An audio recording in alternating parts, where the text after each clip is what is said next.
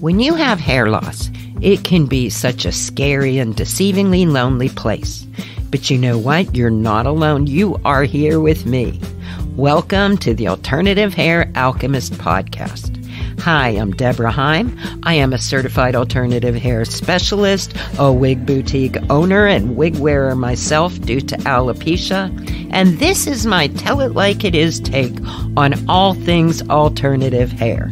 I also happen to be a certified confidence coach, so I'm going to be sprinkling in some mindset hacks for good measure.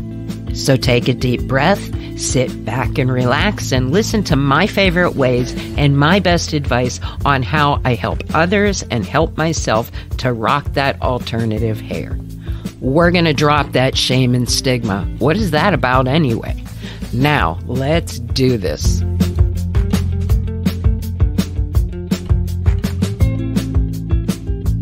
Hello, everybody, and happy Friday.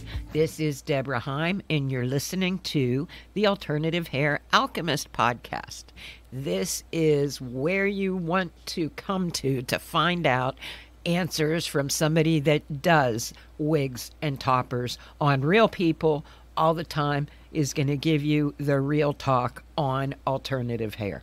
So let's get the business part out of the way.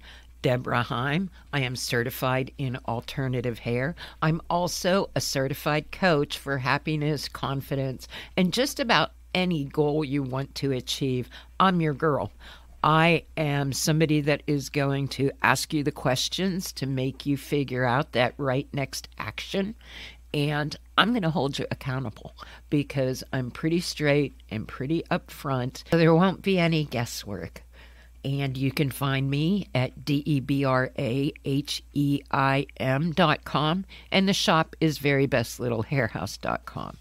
Another thing I'm available for is to help you open your alternative hair store of your dreams. And I'll tell you, I do alternative hair different from anybody, any shop that I've ever been to so far, because you know what? I just don't sell a wig that somebody comes through the door and says what they want. When they come through the door, they're usually on the defensive because of other wig shops or because they felt they should do their research first. And I'll tell you, I know the questions to ask actually to help you figure out what's best for you. And then throw in my intuitive ability. I'll tell you, I never fail to amaze myself. Honestly, it is like divine timing. The people that come through my door leave. Like, I choose the coolest stuff. I choose from quality, cut, color, all in one. And I don't choose, the vanilla old lady stuff. And it never fails. Somebody will come through the door perfect for something that I have there. And when you can make people happy about themselves again, like excited to see themselves in the mirror, I'll tell you, this has been a passion of mine. So if you think that sounds good to you, it's really not that hard to open a wig shop. If I did it, you can do it. I'd love to help you with that. Okay, so let's get on to this week's episode. I was trying to think of a subject, so I asked ChatGPT, which is AI or artificial intelligence, to tell me the most commonly questions asked about wigs and hair pieces, and it gave me a list of 10. So I looked at those 10 and I asked him for an additional 10. So I'm going to try and get through all 20 in this episode. And as it turns out, most of the questions I've already covered in an episode. So I'm going to give you the short answer, the real deal to the questions. And better than that, I am going to post the links to the particular episodes. So there will be a guide of sorts. And I will put that on the Facebook pages for Deborah Heim, Very Best Little Hair House, and also in the Wise Wig Advice group. Now, I don't think these are in any particular order. And some of the questions are essentially the same question asked in a slightly different way. But number one, how do I properly store my wig when not in use? Couple ways you can do that. A lot of people like a mannequin or a rack. Some people will store them flat in a Ziploc bag or in the original box. I personally keep mine in rotation. I have hooks around my bedroom, so I'm going to be grabbing one in the morning, and then this way I can see everything that I have, and I like that. You want to be careful not to store it near heat or indirect sunlight, and basically just pretty much common sense. But whatever way of those suggested that you want to store your wig, it will be fine. 2, are there any specific wig styles recommended for people with sensitive scalps? I think the answer to that is just a really well-constructed wig. Everybody's different. I know lace, especially the lace fronts and the lace tops, if it's not done in the best fabric, that alone can be itchy. I have clients that insist on a classic cap wig because the classic cap is going to have either that felt or they will have a PU strip. So again, it's really by wearing them that you can find out for sure. Always said there's a little bit of trial and error, unfortunately, along your alternative hair journey.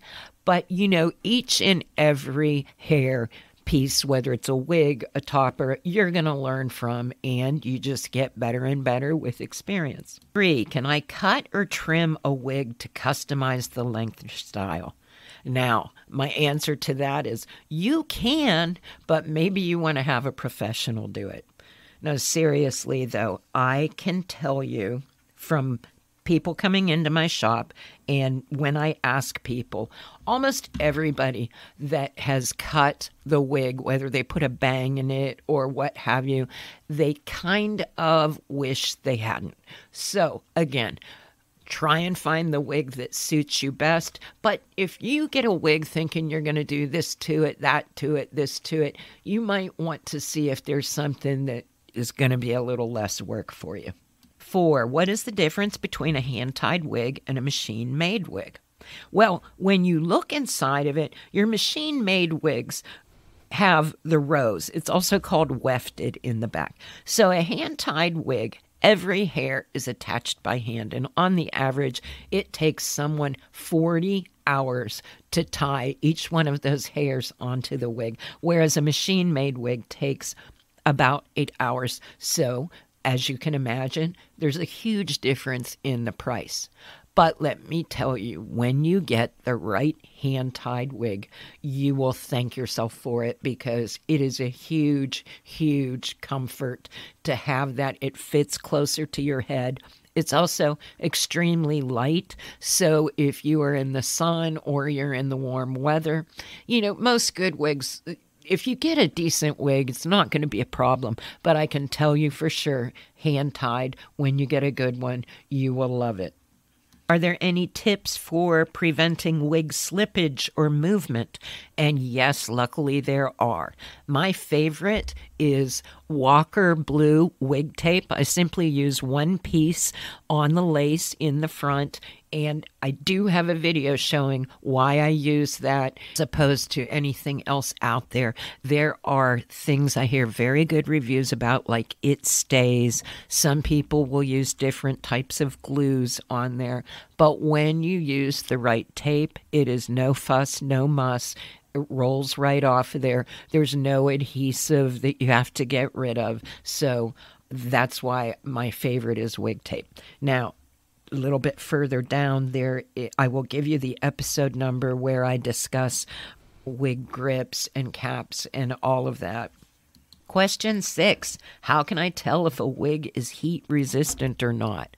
Well, hopefully you know that before you buy it, but let me tell you, here is something I found out.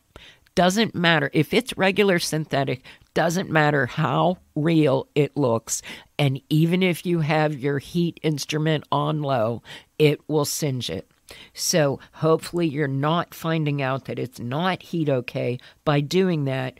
You also want to be careful about putting your face into an oven. Certain synthetics will singe up on that, but it's got to be in the description. Although if you get something from someone and they tell you one thing and it's another, That's not good, but I know that it's happened. So sometimes when you're buying a used wig or from any of the other sites, they may list it as heat okay, and it's not. And, relying on a tag inside of wig isn't always accurate. There's counterfeits out there, and then plus now most of the companies make regular and heat okay. So hopefully you can get the correct answer from who you bought it from. If it's me, you're going to already know that before you leave my shop.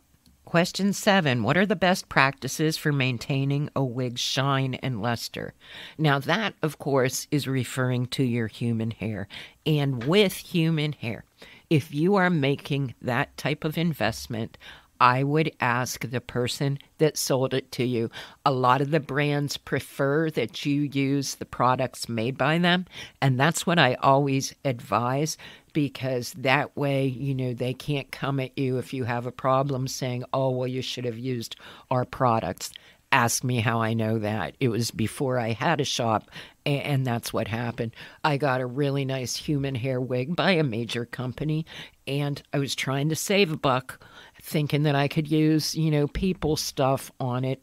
And sometimes you can. Again, I'm not going to get into the here's or there's with that. But when I contacted the company, the first thing they said was, oh, you should have used our product. 8, can I wear a wig with natural hair, or do I need to shave my head? You do not need to shave your head. You also, unless you have like 4 inches thick of hair, you don't have to cut your hair either. And this is one of the beautiful things I'm able to show people when they come into the shop, because a lot of times when you have severe hair loss on top, you can make a topper work. However, when you put the right low density wig just on top of your hair, it works like a topper that stays on your head a lot better. And people that come into my shop, I teach them topper. I also show them what result they'd get in a wig. And 9 times out of 10, they will leave with the wig, because what people are mainly concerned about is they don't want to look fake, and they assume you're going to look more fake in a wig. But if you don't have the right topper, you can tell. I think that is one of the very big misconceptions. People think a topper is going to be less detectable, especially if it's made of human hair, and sometimes it can be the exact opposite. And I can also add this, as somebody with alopecia and stress-related hair loss, shaving my head when I finally did it was very empowering, because you don't have to look at the hair loss on the pillow, in the shower, all of that. So once I decided I really like wigs and I'm going to be happy in them, I've shaved my head and never looked back. Question 9. Are there wig options for people with hair loss due to medical conditions? And that, I am glad to say that yes, there are options. I did a specific episode 55, about how to get insurance reimbursement if you have the benefit for a cranial prosthesis. I also posted in the wig group from the National Alopecia Association. They had a webinar that was 1 hour long telling you about this. Now, it depends on your particular insurance and if you have a prosthetic benefit, and you will need to go to a provider that has a provider number, and usually they like to have certifications, most insurances, and you follow their specific instructions. You will need a prescription for cranial prosthesis, and you will need the documentation and a receipt. But yes, more and more insurances are wising up, because hair is not extra. It is something that is vital to a lot of people's self-esteem. So the more women that pursue getting the insurance reimbursement, it makes it better for everyone. A podcast episode that I did about that was episode 27. 10. How do I know what wig color will best complement my skin tone? I did episode 55 on this, but again, long story short, I think the best way is to try it on. A lot of eye colors, I've noticed when I try different colors on people, and you can see it right there, you never know what's going to make those eyes pop. And there's information about skin tones and hair tones and all of that in the episode, but trying it on is the best way. That is when the magic truly happens. Most everybody that leaves my shop, one of the things they say is, wow, I never thought I would buy something in this color. So now we've covered 10 of these questions.